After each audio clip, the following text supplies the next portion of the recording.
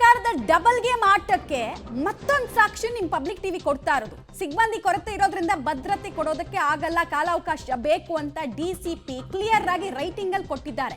June 4ನೇ ತಾರೀಕು ಅಪಾಯದ ಎಚ್ಚರಿಕೆಯನ್ನ ವಿಧಾನಸೌಧ ಭದ್ರತಾ ವಿಭಾಗದ ಡಿಸಿಪಿ ಕೊಟ್ಟಿದ್ದಾರೆ. ಡಿಸಿಪಿ ಕರಿಬಸವನಗೌಡ ಅವರು ಬರೆದಿದ್ದಾರೆ ಎನ್ನಲಾದಂತಹ ಪತ್ರ ನಮಗ್ ಸಿಕ್ಕಿದೆ. ಡಿಪಿಆರ್ಗೆ ಪತ್ರವನ್ನ ಕೆಎಸ್ಎ ಬರೆದಿತ್ತು, ಅಂದ್ರೆ ನಮಗೆ ಸ್ವಲ್ಪ ಭದ್ರತೆ ಕಲ್ಪಿಸಿಕೊಡೋ ಅವಕಾಶವನ್ನು ನೀವು ಮಾಡಿಕೊಡಿ ಅಂತ. ಈ ಕಡೆಗೆ ಡಿಪಿಆರ್ನ ಮುಖ್ಯ ಕಾರ್ಯದರ್ಶಿ ಅವರು ವಿಧಾನಸೌಧದ ಭದ್ರತಾ ಸಿಬ್ಬಂದಿಗೆ ಪತ್ರವನ್ನು ಬರೆದಿದ್ರು.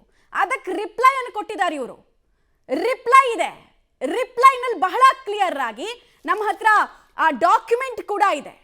ಯಾರು ವಿಧಾನಸೌಧದ ಭದ್ರತಾ ಸಿಬ್ಬಂದಿಗಳು ಬರೆದಿದ್ದಾರೆ ಎನ್ನಲಾದಂತಹ ಪತ್ರದಲ್ಲಿ ನೀಟಾಗಿ ಹೇಳಿದ್ದಾರೆ, ಕಾರ್ಯಕ್ರಮವನ್ನ ಆತರದಲ್ಲಿ ಆಯೋಜನೆ ಮಾಡೋದ್ರಿಂದ ಲಕ್ಷಾಂತರ ಸಂಖ್ಯೆಯಲ್ಲಿ ಕ್ರಿಕೆಟ್ ಅಭಿಮಾನಿಗಳು ವಿಧಾನಸೌಧಕ್ಕೆ ಬರ್ತಾರೆ. ವಿಧಾನಸೌಧದ ಮುಂಭಾಗ ನಾವು ಕ್ರೌಡ್ ಕಂಟ್ರೋಲ್ ಮಾಡೋದಕ್ಕೆ ಸಾಧ್ಯ ಆಗಲ್ಲ, ಕಷ್ಟ ಆಗತ್ತೆ ಅಂತ ಕ್ಲಿಯರ್ ಆಗಿ ಈ ಡಾಕ್ಯುಮೆಂಟ್ ಅಲ್ಲಿ ಇದೆ. ಸೊ ಸರ್ಕಾರಕ್ಕೆ ಅಂದಾಜಿಲ್ಲದೆ ಆಗಿದ್ದಲ್ಲ ಇದು. ಸರ್ಕಾರದ ಪ್ರಚಾರದ ಹುಚ್ಚಿಗೆ, ಅಧಿಕಾರಿಗಳ ಹುಚ್ಚಾಟಕ್ಕೆ, ವಿರಾಟ್ ಕೊಹ್ಲಿ ಜೊತೆಗೆ ಇವ್ರ ಫೋಟೋ ತಗೊಳ್ಳೋದಕ್ಕೆ ಅಷ್ಟು ಜನರನ್ನ ಸೇರಿಸೋದಕ್ಕೆ ಮುಂದಾದ್ರು.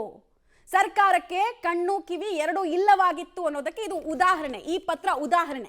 ಇದರಲ್ಲಿ ತುಂಬಾ ಸ್ಪಷ್ಟ ಅಕ್ಷರಗಳಲ್ಲಿ ಹೇಳಿದ್ದಾರೆ, ವಿಧಾನಸೌಧ ಸುತ್ತಮುತ್ತ ಇರುವಂತದ್ದೆಲ್ಲ ತುಂಬಾ ಇಂಪಾರ್ಟೆಂಟ್ ಬಿಲ್ಡಿಂಗು, ಅಲ್ಲೆಲ್ಲ ತಕ್ಷಣಕ್ಕೆ ನೀವು ಬಂದು ನಮಗೆ ಸಿಬ್ಬಂದಿಗಳನ್ನು ಸೇರಿಸಿ ಭದ್ರತೆ ಕೊಡಿ ಅಂತ ಹೇಳಿದ್ರೆ ಕ್ರೌಡ್ ಕಂಟ್ರೋಲ್ ಮಾಡೋದಕ್ಕಾಗಲ್ಲ, ಕಷ್ಟ ಆಗುತ್ತೆ ಅಂತ ತುಂಬಾ ಕ್ಲಿಯರ್ ಆಗಿ ಹೇಳಿದ್ದಾರೆ. ತುಂಬಾ ಕ್ಲಿಯರ್ ಆಗಿ ಡೀಟೇಲ್ಸ್ ಕೊಡ್ತಾರೆ ನಾಗೇಶ್. ಸರ್ಕಾರ ಮತ್ತು ಡಿಪಿಆರ್ ಅಧಿಕಾರಿಗಳ ಎಡವಟ್ಟಿನಿಂದ ಇಷ್ಟು ದೊಡ್ಡ ಅನಾಹುತ ಆಗಿದೆ. ಬಟ್ ತಮ್ಮ ತಪ್ಪನ್ನ ಮುಚ್ಕೊಳ್ಳೋದಕ್ಕೆ ಅಗೇನ್ ಏನು ತಪ್ಪು ಮಾಡಿದ 5 ಅಧಿಕಾರಿಗಳ ತಲೆದಂಡ ಆಗಿದೆ. ಇದಕ್ಕಿಂತ ಸಾಕ್ಷಿ ಇನ್ನೇನ್ ಬೇಕು? ಒಂಚೂರಾದ್ರೂ ಆತ್ಮಸಾಕ್ಷಿ ಇದ್ರೆ ಡಿಪಿಆರ್ ಅಧಿಕಾರಿಗಳ ಹತ್ರ ರಾಜೀನಾಮೆ ಇಸ್ಕೊಳ್ಬೇಕು, ಸರ್ಕಾರದ ರಾಜಕಾರಣಿಗಳು ರಾಜೀನಾಮೆಯನ್ನು ಕೊಡಬೇಕು ಅಂತ.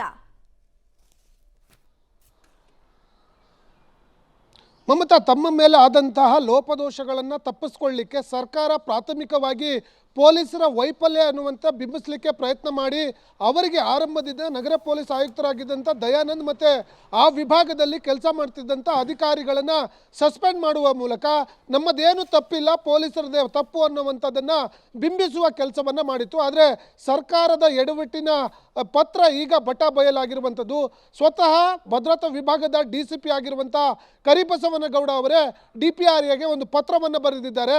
ಆ ಪತ್ರದಲ್ಲಿ ಬಹಳ ಪ್ರಮುಖವಾದ ಒಂದಷ್ಟು ಅಂಶಗಳನ್ನು ಹಾಕಿ ಉಲ್ಲೇಖವನ್ನು ಮಾಡಿ ಡಿಪಿಆರ್ ಕಾರ್ಯದರ್ಶಿಗೆ ಪತ್ರವನ್ನು ಬರೆದಿದ್ದಾರೆ. ಬಹಳ ಪ್ರಮುಖವಾಗಿ ತಾರಾತೂರಿಯಲ್ಲಿ ಕಾರ್ಯಕ್ರಮ ನಿಯೋಜನೆ ಮಾಡಿದ್ರೆ ನಾವು ಭದ್ರತೆಯನ್ನು ಒದಗಿಸಲಿಕ್ಕೆ ಕಷ್ಟವಾಗುತ್ತೆ, ನಮಗೆ ಸಮಯಾವಕಾಶ ಬೇಕು ಅನ್ನುವಂಥ ಅಂಶಗಳನ್ನು ಉಲ್ಲೇಖ ಮಾಡಿ ಆ ಪತ್ರದಲ್ಲಿ ಬರೆದಿರುವಂಥದ್ದು ಈಗ ಬಯಲಾಗಿರುವಂಥದ್ದು.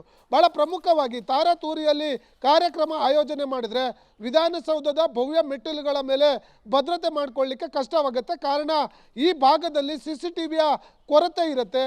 ಅದಷ್ಟೇ ಅಲ್ಲದೆ ಸಾಕಷ್ಟು ಲಕ್ಷಾಂತರ ಅಭಿಮಾನಿಗಳನ್ನು RCB ಹೊಂದಿದೆ. ಏಕಕಾಲದಲ್ಲಿ ದೊಡ್ಡ ಮಟ್ಟದಲ್ಲಿ ಜನಗಳು ಇಲ್ಲಿ ಸಂಗ್ರಹಣೆ ಆದರೆ ಅವರನ್ನು ಕಂಟ್ರೋಲ್ ಮಾಡಲಿಕ್ಕೆ ನಮ್ಮ ಬಳಿ ಭದ್ರತಾ ಸಿಬ್ಬಂದಿಗಳ ಕೊರತೆ ಕೂಡ ಇದೆ. ಹಾಗಾಗಿ ದಯವಿಟ್ಟು ನಮಗೆ ತಾರಾತೂರಿಯಲ್ಲಿ ಭದ್ರತೆಯನ್ನು ಒದಗಿಸಲಿಕ್ಕೆ ಭಾಳಷ್ಟು ಕಷ್ಟ ಆಗುತ್ತೆ. ಹಾಗಾಗಿ ನಮಗೆ ಭದ್ರತೆ ಮಾಡಿಕೊಳ್ಳಿಕ್ಕೆ ಸಮಯಾವಕಾಶವನ್ನು ಬೇಕು ಅಂಥೇಳಿ ಭಾಳ ಸ್ಪಷ್ಟವಾಗಿ ಪತ್ರದಲ್ಲಿ ಉಲ್ಲೇಖ ಮಾಡಿ DPRA ಅಧಿಕಾರಿಗಳಿಗೆ ಪತ್ರ ಬರೆದಿರುವಂಥ ಪತ್ರ ಈಗ ಪಬ್ಲಿಕ್ ಟಿವಿಗೆ ಲಭ್ಯವಾಗಿರುವಂಥದ್ದು.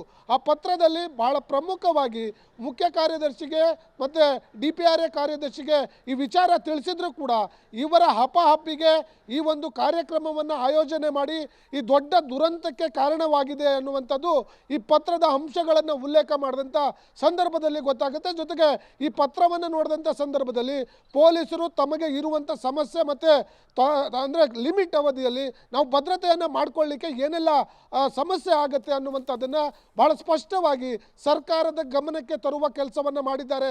ಆದರೂ ಕೂಡ ಸರ್ಕಾರ ಎಲ್ಲ ಒಂದು ಕಡೆ ತಾನು ಮಾಡಿದ ತಪ್ಪನ್ನು ಮುಚ್ಚಿಕೊಳ್ಳಿಕ್ಕೆ ಆರಂಭದಲ್ಲಿಯೇ ಪೊಲೀಸ್ ಅಧಿಕಾರಿಗಳನ್ನು ಮತ್ತು ನಗರ ಪೊಲೀಸ್ ಆಯುಕ್ತರನ್ನು ಅಮಾನತು ಮಾಡಿ ಆದೇಶವನ್ನು ಮಾಡಿ ಎಲ್ಲೋ ಒಂದು ಕಡೆ ಜನರಿಂದ ಶಬಾಷ್ಗಿರಿ ತೆಗೆದುಕೊಳ್ಳಲಿಕ್ಕೆ ಹೋದಂಥ ಸರ್ಕಾರಕ್ಕೆ ಈ ಪತ್ರ ಬಹಳ ದೊಡ್ಡ ಮಟ್ಟದಲ್ಲಿ ಮುಜುಗರ ತಂದು ಒಡ್ಡುತ್ತೆ ಮತ್ತು ಅವರಿಗೆ ಅವರ ಕೆಲಸದ ಯಾವ ರೀತಿ ಇದೆ ಅನ್ನುವಂಥದ್ದನ್ನ ತೋರಿಸುವ ಕೆಲಸ ಈ ಪತ್ರದ ಮುಖೇನ ಆಗತ್ತೆ.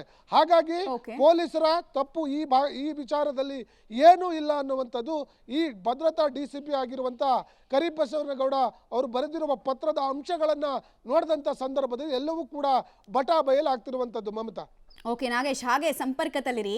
ಅಲ್ಲಿಗೆ ಪೊಲೀಸರು ಕ್ಲೀನ್ ಆಗಿ ಪ್ರೆಡಿಕ್ಟ್ ಮಾಡಿದ್ರು ಎಂತ ದೊಡ್ಡ ಅನಾಹುತ ಆಗೋದಿದೆ ಒಂದು ವೇಳೆ ಅವಕಾಶ ಕೊಟ್ರೆ ಅಂತ. ತುಂಬಾ ಕ್ಲೀನ್ ಆಗಿ ಅವ್ರು ಅಂದಾಜು ಮಾಡಿದ್ರು.